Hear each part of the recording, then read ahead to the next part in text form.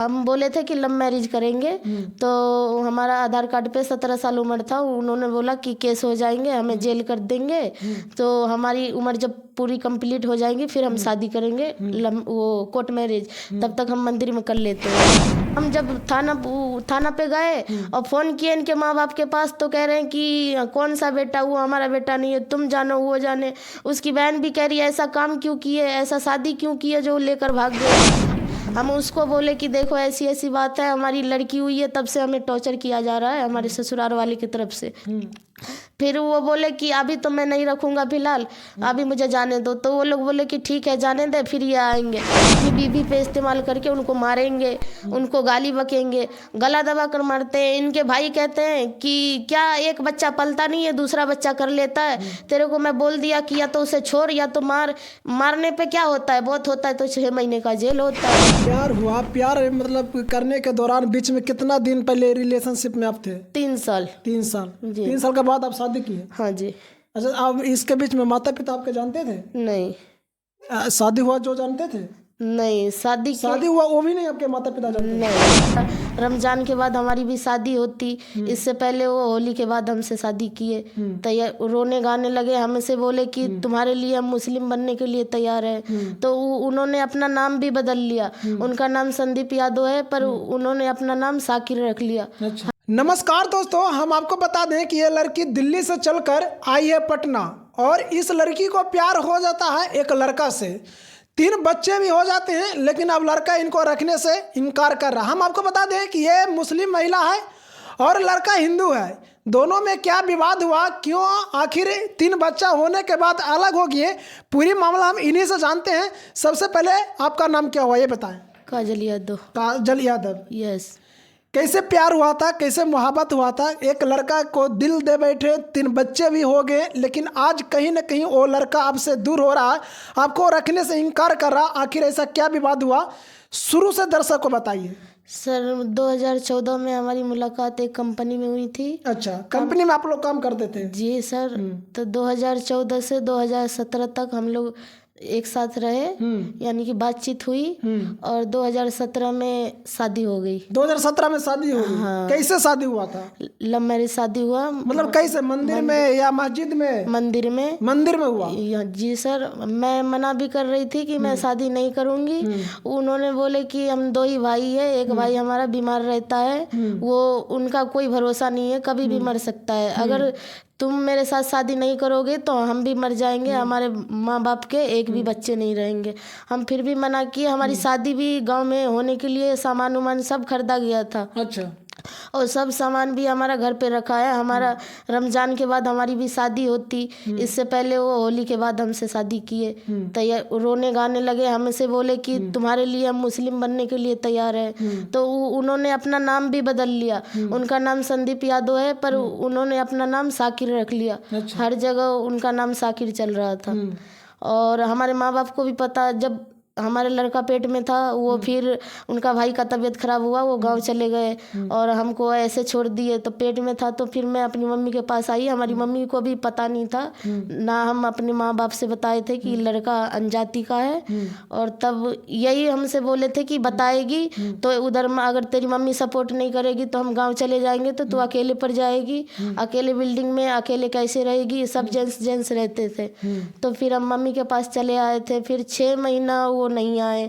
6 महीने के बाद हमारा ये लड़का हुआ था। जब पेट में था तो वो चले गए, और लड़का हुआ। उसके बाद हमारी एज, हम बोले थे कि लव मैरिज करेंगे, तो हमारा आधार कार्ड पे 17 साल उम्र था। उन्होंने बोला कि केस हो जाएंगे, हमें जेल कर देंगे, तो हमारी उम्र जब पूरी कंप्लीट हो जाएगी फिर हम शादी करेंगे, वो कोर्ट मैरिज, तब तक हम मंदिर में कर लेते हैं। तो फिर हो गई। फिर लड़का हमारा हुआ। हम उनको बोले कि अब तो हम कोर्ट मैरिज कर सकते हैं ना, तो बोले अब कोर्ट मैरिज क्या, अब तो एक सबूत हो ही गया। जब बच्चे हो गए तो सबूत हो गया कि हम दोनों पति पत्नी हैं, तो अब दुनिया को क्या सबूत चाहिए। तो उन्होंने नहीं किए शादी। फिर 19 में मेरा लड़का हुआ, 21 में उनके पापा आए। फिर उन्होंने अपने पापा के साथ चले गए गांव। फिर गांव गए तो जब वहाँ चले गए, उनके पापा कह रहे कि जब फ़ोन कर रही हूँ, कह रहे कौन संदीप, कैसा संदीप, मैं उसको मार दिया, कोई अब यहाँ पे नहीं है। तो हम बोले ऐसे कैसे मार दोगे, हमारे बच्चे का वो पिता है, हम अपने हक के लिए लड़ेंगे। उनके गाँव वाले के मोबाइल से जिससे बात हुई थी, उनका नंबर हम वहाँ थाना में करवा दिए थे। फिर उनके गाँव वाले सब उनको टॉर्चर किए कि हमें उठा ले जाएंगे, नहीं तो अपने लड़के को भेजो। फिर उन्होंने अपने गांव से भेजे। फिर रहे बहुत अच्छा, फिर अच्छे से रहे। बोले इनके पापा बोले, हमारे हस्बैंड बोले कि हम अपने लड़के के बिना नहीं रह सकते, हम जाएंगे। फिर उन्होंने 6 महीने के बाद आए। तो फिर हमारी ये लड़की हुई है 2021 में। 21 में लड़की हुई है, रात के 12:30 बजे मेरी लड़की हुई है।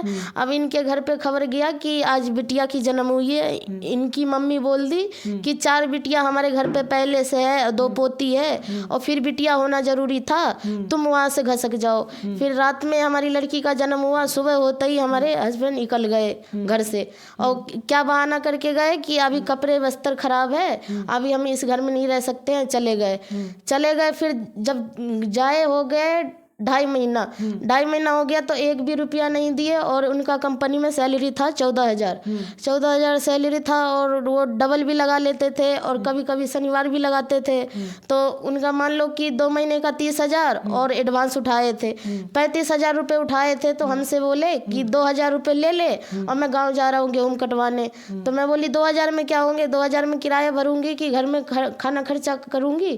तो बोले तब तक अपनी मम्मी से तू खर्चा चलाइयो, किराया भर का पैसा ले ले।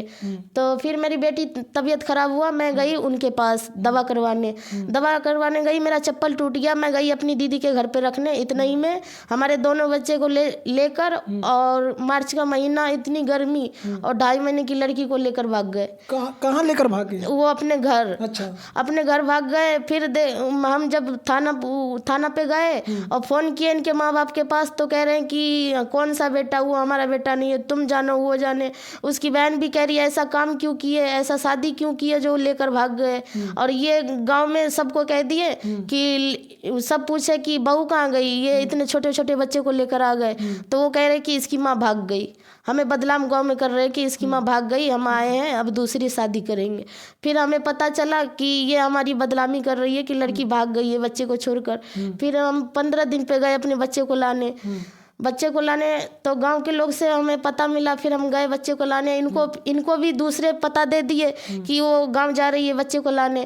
तो इन्होंने उनके गांव में एक गुड़ चौराहा गांव है, वहाँ तक हम पहुँचे। बस वहाँ पे आकर ये और हमारे जेठ दोनों मिलकर हमारे बच्चे को लेकर आए। वहीं से हमें वापस कर दिया, हमें घर तक नहीं जाने दिए, शर्म के मारे कि हमारी गाँव में बेइज्जती हो जाएगी। और वहाँ से लेकर फिर आ गए, बोले चल अब मैं अच्छे से रहूँगा। फिर आए हमारे घर पे, हमारी बिटिया को ऐसे फेंक दिए, फिर चले गए। फिर वहाँ पे एक वो थी, प्रधान थी, हम उसको बोले कि देखो ऐसी ऐसी बात है, हमारी लड़की हुई है, तब से हमें टॉर्चर किया जा रहा है हमारे ससुराल वाले की तरफ से। फिर वो बोले कि अभी तो मैं नहीं रखूँगा फिलहाल, अभी मुझे जाने दो। तो वो लोग बोले कि ठीक है जाने दे, फिर ये आएंगे। फिर मैं 15 दिन देखी, 1 महीना ये आए नहीं। फिर मैं थाने पे गई तो एक पुलिस वाले इनको उठाए, पकड़ के ले गए। फिर वहाँ पे ये जाकर और पेटीएम से 5,000 रुपये निकाल कर दे दिए, और रास्ते में उनको छोड़ दिया। हमसे साइन करवा लिए कि बोल दो कि तुम अपने हस्बैंड के साथ जा रही हो और तुम्हें ये रखेंगे। अब साइन हो गया, हमसे करवाए, तो वो जाकर छोड़ दिए। अब मैं वहाँ भी फ़ोन कर रही हूँ पुलिस वाले के पास कि हमारे पति कहाँ, तो कह रहे कि तू तो साइन कर दी, तेरे पास गए होंगे। और इनके पास मैं फ़ोन कर रही हूँ कि तुम हो कहाँ, तो ये कह रहे कि तू है कौन, मेरी मैं क्यों आई हूँ, तू है कौन। तो मैं बोली क्यों, इतना दिक्कत हो गया लड़की से। तो मेरे से कह रहे कि फेंक दे जाकर। मैं जब उनके गोद में दे रही हूँ तो वो गेट पे दे रही, उसको जब गोद में दे रही हूँ तो वो छत पे जाकर और इतनी तपती धूप में मेरी लड़की को फेंक कर भाग जा रहे हैं। अब गली के लोग दौड़ा रहे, हम दौड़ा रहे, पकड़ में नहीं आ रहे। फिर चले गए, फिर हम लोग छोड़ दिए, थक गए, फिर छोड़ दिए। तो 3 महीने के बाद इनके गाँव में लड़ाई हुई। तो गाँव में लड़ाई हुई, पटीदार बोले बोले कि देखो तुम्हारे रिश्तेदार में कोई लड़का नहीं है।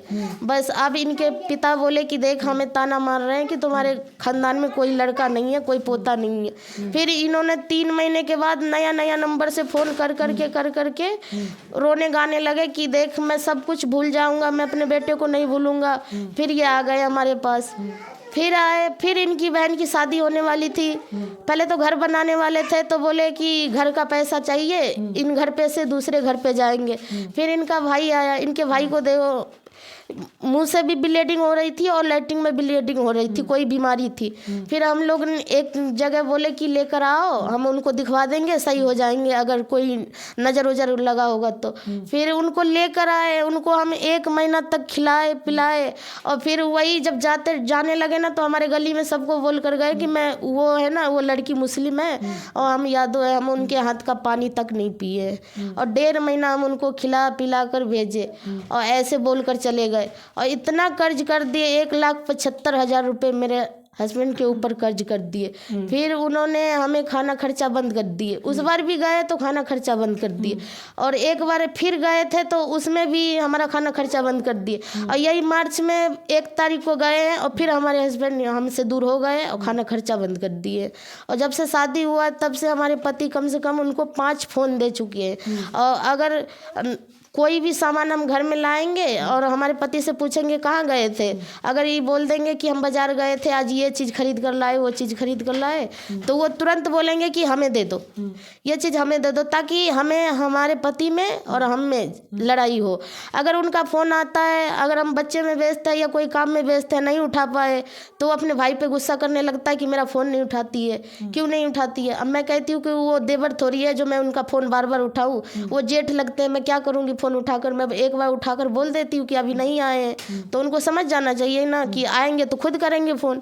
पर फिर भी वो लड़ाई करवाने के लिए बार बार फ़ोन करेंगे। अगर बार बार उठाती रही तो सही है, नहीं उठाई तो ये पता नहीं क्या क्या कान भर देते हैं और मेरे को मारते हैं। अपनी बीवी को मारते हैं या नहीं मारते हैं, इनको फ़ोन पे बोलेंगे कि मैं अपनी आज बड़ी वाली को ना बेल्ट से मारा, तो ये भी हमें तार से मारेंगे। हमारे ससुर बोल देंगे कि आज मैं बड़की को कान पे थप्पड़ मारा, 3500 का दवा हुआ, तो ये भी हमारे कान पे मारे। हमारी बेटी थी पेट में, तो हम यहाँ हरिचंद, रोहिणी, पूठ, हर जगह हम दौड़ भार कर रहे थे कान का दर्द लेकर। हमारे भी कान में जख्म कर दिए। ये लोग जानबूझकर ऐसे सिखाते रहते हैं कि जो हम बताएंगे वही ये अपनी बीवी पे इस्तेमाल करके उनको मारेंगे, उनको गाली बकेंगे, गला दबा कर मारते हैं। इनके भाई कहते हैं कि क्या एक बच्चा पलता नहीं है, दूसरा बच्चा कर लेता है, तेरे को मैं बोल दिया कि या तो उसे छोड़ या तो मार। मारने पे क्या होता है, बहुत होता है तो 6 महीने का जेल होता है, 6 महीने का जेल होगा, हम देख लेंगे। पर बच्चे जब पल जाते हैं तो दूसरा बच्चा क्यों करता है। इसके लिए हमारे सास वास हवन भी करवाई तो हमारा 1-2 बच्चा नुकसान भी हो गया। फिर हम मांगे तो ये लड़का हुआ है 2.5 साल के बाद। बहुत मांगे चांगे तो पता चला कि ये हवन करवा दी थी कि अब इनके बच्चे ना हुए। और ये जो प्यार हुआ, प्यार मतलब करने के दौरान बीच में कितना दिन पहले रिलेशनशिप में आप थे? 3 साल। 3 साल। जी। 3 साल के बाद आप शादी किए? हाँ जी। अच्छा, आप इसके बीच में माता पिता आपके जानते थे? नहीं। शादी हुआ जो जानते थे? नहीं। शादी हुआ वो भी नहीं आपके माता पिता जानते थे? नहीं। तो पता कब चला आपके माता पिता को? जब हमारे लड़के पेट में थे, और जब पेट में हमारे लड़के थे तो इनके घर से फ़ोन आए कि तुम्हारे भैया सीरियस है, और इनका भाई भी फ़ोन करने लगा रो रो कर कि